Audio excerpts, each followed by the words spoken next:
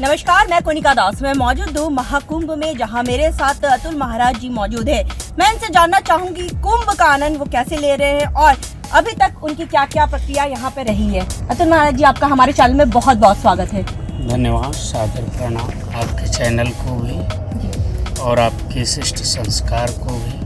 आपने इस कार्यक्रम को चैनल के माध्यम से समाज तक पहुंचाने में जो सेवा किया है, हम उसका आभार व्यक्त करते हैं। और कुंभ आनंद की चीज़ नहीं है। हाँ, कुंभ का क्षेत्र तपस्या की विषय वस्तु है। नमस्कार, मैं कोनिका दास। मैं मौजूद हूँ महाकुंभ में, जहाँ मेरे साथ अतुल महाराज जी मौजूद है। मैं इनसे जानना चाहूंगी कुंभ का आनंद वो कैसे ले रहे हैं और अभी तक उनकी क्या क्या प्रक्रिया यहाँ पे रही है। अतुल महाराज जी, आपका हमारे चैनल में बहुत बहुत स्वागत है।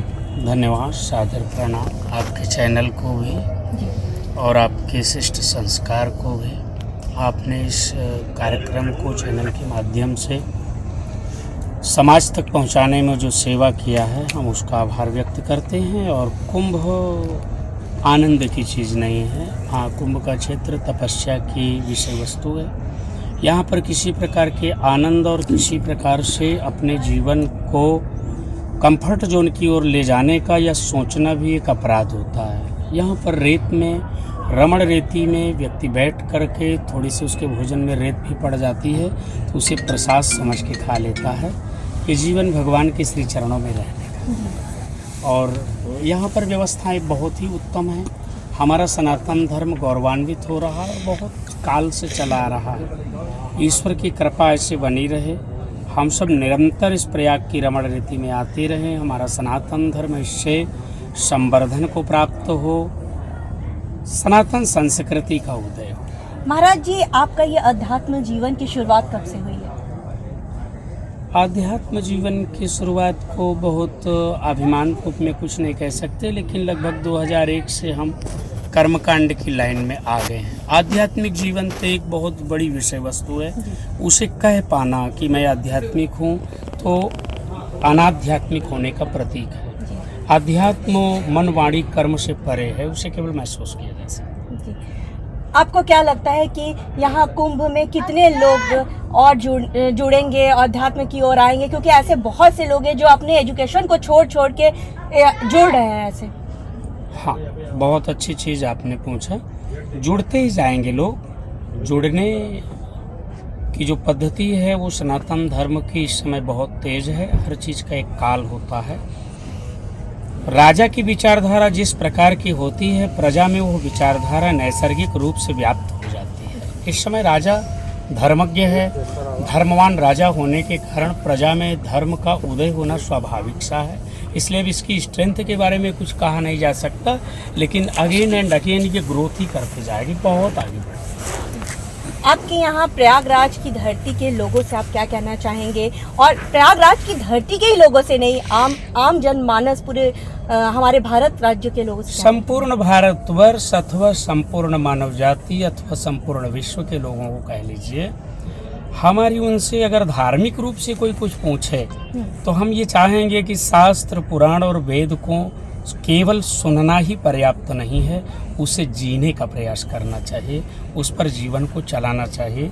जिसके जीवन में शास्त्र की पद्धति से जीने की विधा आ जाती है, उसका जीवन वैकुंठ हो जाता है। जिसका जीवन बिना कुंठा का होता है, मरणोपरांत वही वैकुंठ पहुँचता है। वाह, क्या बात है।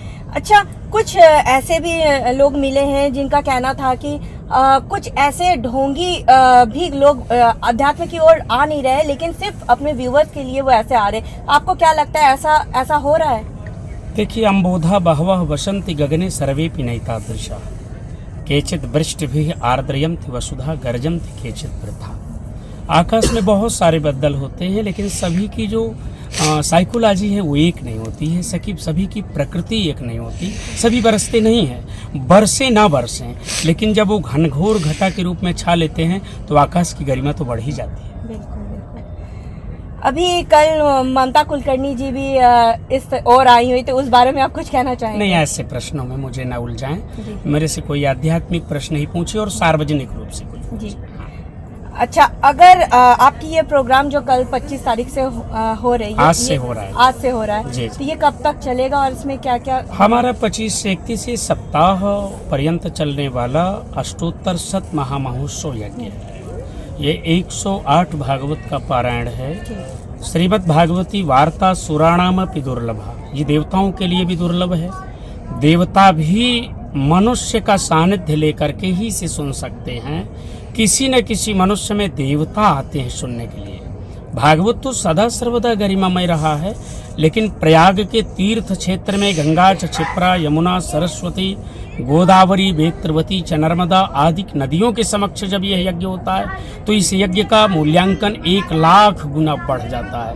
इस समय एक श्लोक किसी 1 लाख बार पढ़ने के सामान्य है।